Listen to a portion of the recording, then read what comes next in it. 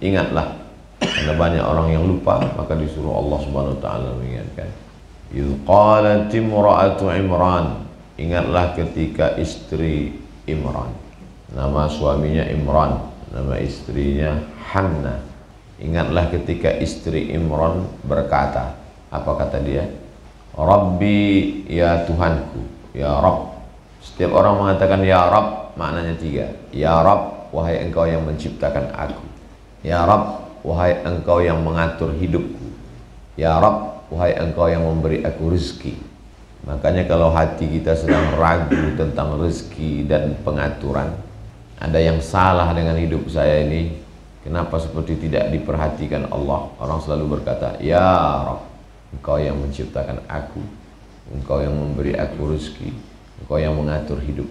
Rabbi, ya Tuhanku, ya Rabb, ini sesungguhnya aku nazartu, bernazar. Inilah hukum asal boleh bernazar. Inni nazartu laka ma fi batni. Aku bernazar apa yang ada di perutku ini. Karena dia lama tidak punya anak, menikah. Dia bernazar, aku bernazar apa yang ada di perutku ini muharrara. Nanti kalau dia lahir, aku akan jadikan dia muharrar. Muharrar artinya khalisan li khidmati Baitul Maqdis. Nanti kalau dia lahir, dia hanya akan menjadi pelayan Baitul Maqdis. Dia tidak jadi pedagang, dia tidak jadi petani, dia tidak jadi pegawai kerajaan. Dia hanya menjadi pelayan Baitul Maqdis. Rabbi inni nazartu laka ma fi batni muharrara fataqabbal minni innaka antas sami'ul alim. Engkau maha mendengar doaku dan engkau maha mengetahui nazarku. Terimalah ya Allah. Apa yang terjadi? Falamma wada'atha, ketika dia melahirkan anak itu, dikabulkan Allah nazarnya, dia mengandung dan punya anak. Setelah itu dia pun melahirkan. Falamma wada'atha qalat rabbi inni wada'tuha unsa. Ternyata anak yang lahir itu unsa. Kalau laki-laki, nakhlaqnakum min zakarin. Kalau perempuan, unsa. Ada satu laki, zakarin laki-laki, unsa perempuan. Ada satu lagi, khunsa. Khunsa laki-laki menyerupai perempuan, bukan menyerupai. Kalau laki-laki menyerupai perempuan dalam hal bentuk, cara berpakaian, itu disebut dengan mutasyabbihat. La'anallahul mutasyabbihat minar rijal bin nisa. Allah melaknat laki-laki yang menyerupai perempuan. Yang dimaksud dengan khunsa, maaf beribu maaf, lahir dia dalam keadaan kelaminnya dua. Khunsa ini terbagi dua. Satu namanya khunsa wadih, jelas. Yang satu namanya khunsa muskil. Bagaimana kalau terjadi? Tunggu sampai dia akil baligh. Setelah akil baligh, kalau ternyata dia mengalami menstruasi, maka diguntinglah kelebihan kelamin laki-lakinya. Tanya dokter, ini dokter kecenderungannya ini kemana? Dia lebih cenderung pada perempuan setelah melihat fisiknya dan secara psikologis, maka digunting kelamin laki-laki. Kalau ternyata dia tidak menstruasi dan lebih condong kepada laki-laki, maka ditutuplah kelamin perempuannya. Dan itu terjadi di beberapa berita nasional. Ada satu namanya muskil, ini yang sulit untuk menentukannya. Dia menstruasi dan dia ternyata lebih condong kepada laki-laki. Muskil, problem. Maka diputuskan oleh dokter yang paham tentang hal itu. Idza wussidal amru ila ghairi ahli fantaziris sa'ah. Kalau diserahkan kepada yang bukan ahlinya, tunggu kehancuran. Setelah ditanya kepada dokter, psikolog, diajak dia dialog, dia lebih condong kepada laki-laki, maka diputuskan dia laki-laki. Adapun sudah jelas terlahir sebagai laki-laki, kelaminnya satu, setelah itu dia ngomong tanpa ditanya, sebenarnya saya perempuan yang terjebak di tubuh laki-laki. Ini tidak ada hukum lain kecuali diasingkan, karena dia orang yang sakit secara psikologis. Di zaman Nabi pernah terjadi laki-laki pakai henna. Nggak boleh laki-laki pakai henna, karena pakai henna itu ciri perempuan. Kata Nabi, kenapa ini pakai henna? Dia ini begini-begini, lebih cenderung. Kata Nabi, maka bawa dia ke Naqi. Kalau tempat kubur orang di Madinah, Baqi. Kalau titiknya naik ke atas, Naqi. Tempat dulu orang yang kena COVID itu dikarantina kan. Nah, orang yang begini ini juga mesti dikarantina, karena dia sakit, karantina. Kalau hanya baru sekedar indikasi.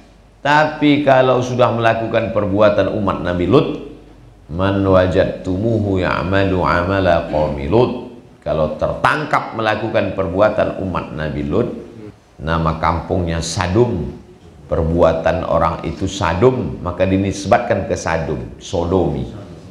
Faqtulul fa'il wal maf'ul, kedua-duanya dihukum mati, hukum pancung. Nah, inilah cara memberantas LGBT itu sudah jelas.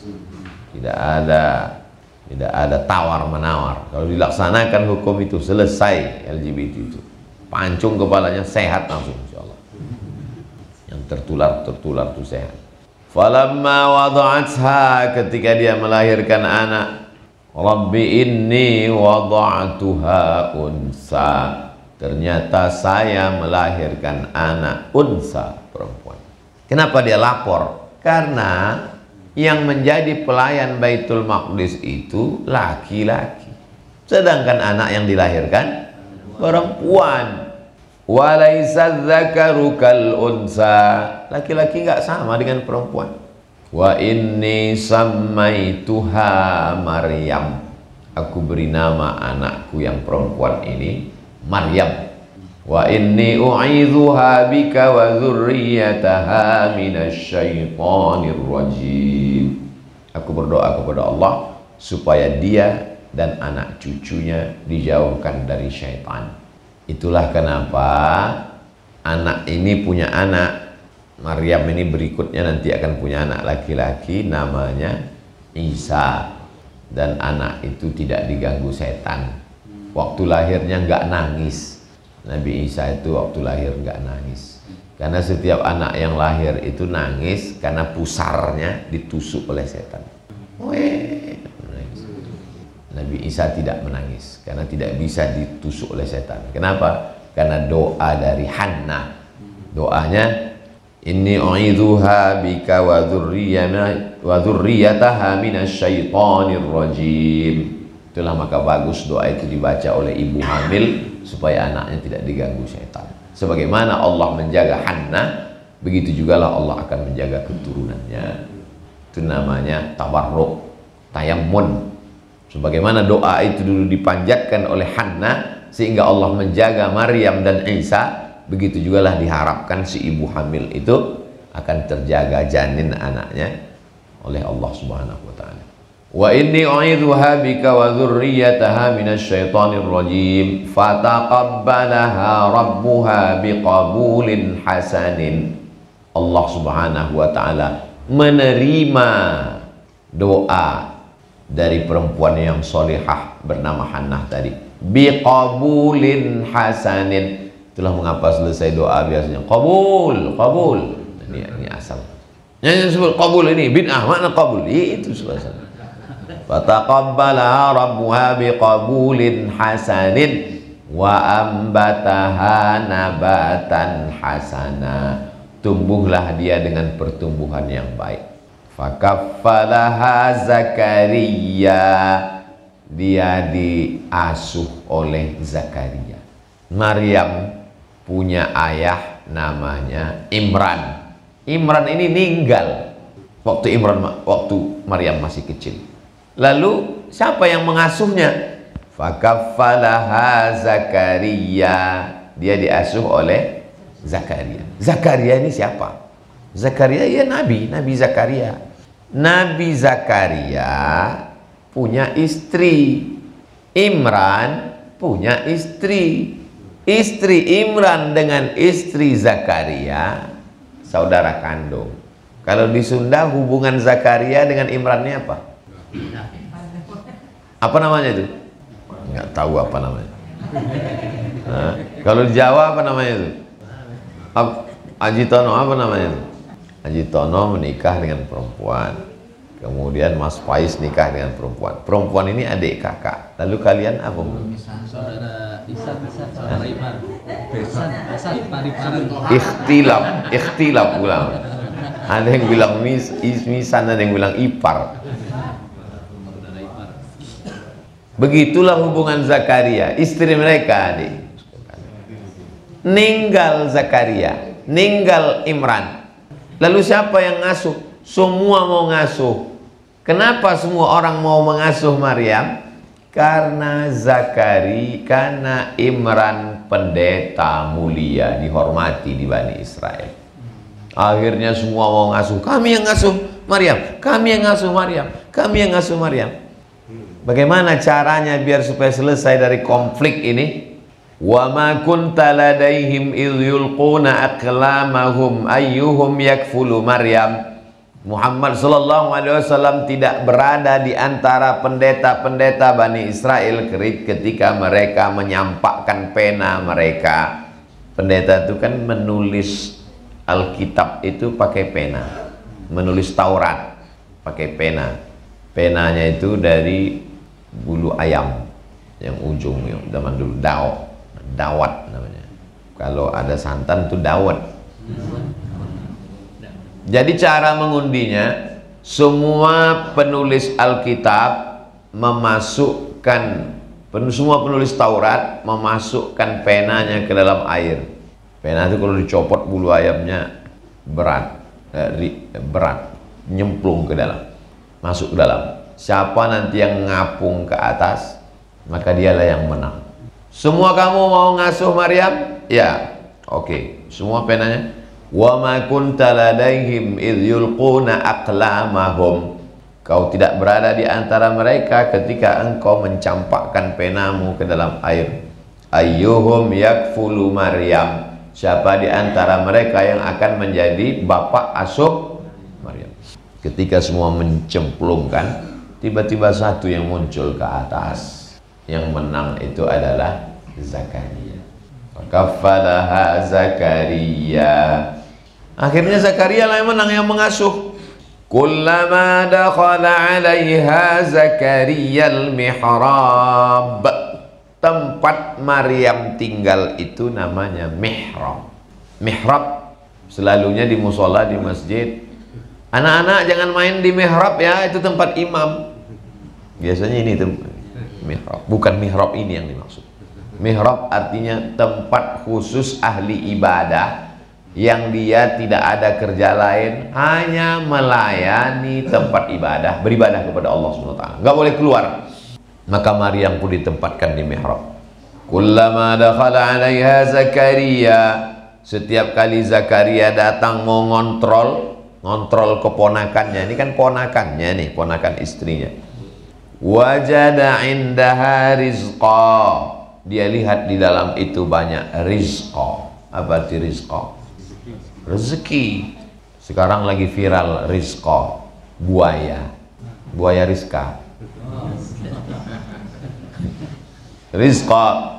Kullama dakhala 'alaiha Zakaria al-mihrab wajada 'indaha rizqa. Zakaria heran, kenapa? Karena rizqa, lahir anak. Kita kasih siapa ya nama anaknya? Rizqa. Itu dari kata rizqa itu. Kullama dakhala 'alaiha Zakaria al-mihrab wajada 'indaha rizqa. Ya Maryam. Zakaria bertanya, "Ya Maryamu, anna laki hadza?" Dari mana kamu dapat makanan ini banyak sekali? Gak ada yang boleh masuk ke sini kecuali saya, karena saya kafil kamu, penjaga kamu. Kenapa bisa ada makanan di sini? Qalat, Maryam berkata, "Innallaha yarzuqu man yasha'u bighairi hisab." Allah kalau mau kasih rezeki bighairi hisab, tidak ada yang bisa menduga, tidak ada yang bisa memprediksi. Bighairi hisab, tidak ada yang bisa menghitung. Dua makna bighairi hisab. Tidak ada yang bisa menduga, tidak ada yang bisa menyangka, tidak ada yang tahu. Makanya kalau kita bertakwa kepada Allah, nanti kita akan dapat rezeki yang bighairi hisab. Tidak bisa dihitung, tidak bisa diduga, tidak ada batasannya. Menurut ahli tafsir, makanan-makanan yang ada di situ adalah buah-buahan musim panas ada di musim dingin. Buah-buahan musim dingin ada di musim panas. Musim dingin itu semua kurma, semua anggur mati. Pohon kurma cuman putihnya pun nggak ada, tapi jeruk ada. Kuasa Allah. Maka pada saat musim panas ada, saat musim dingin ada buah yang nggak ada di musim dingin. Pas musim dingin nggak ada anggur di situ. Pas musim panas mestinya nggak ada buah yang musim panas, ada di situ. Makanya Zakaria heran. Bukan hanya sekedar makanan orang bisa ngantar, tapi yang di luar pun nggak ada, kok ada di situ. Makanya Zakaria nanya, "Ya Maryamu anna laki hadza?" Kamu dapat dari mana? Qalat huwa min indillah. Ini yang ngasih Allah. Jadi Maryam itu sudah melihat tanda-tanda sejak dari kecil. Innallaha yarzuqu man yasha'u bighairi hisab.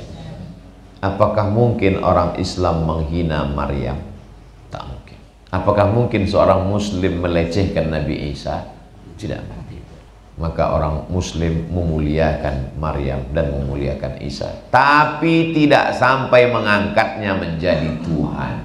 Maryam tetap manusia dan Isa tetap manusia. Nabi Muhammad SAW datang menceritakan kisah sedetailnya, sampai ada satu surat khusus bernama surat Maryam. Tapi yang kita baca subuh ini bukan surat Maryam, tapi surat ayahnya Maryam, namanya Imran. Nama ibunya Hannah, keluarga kecil.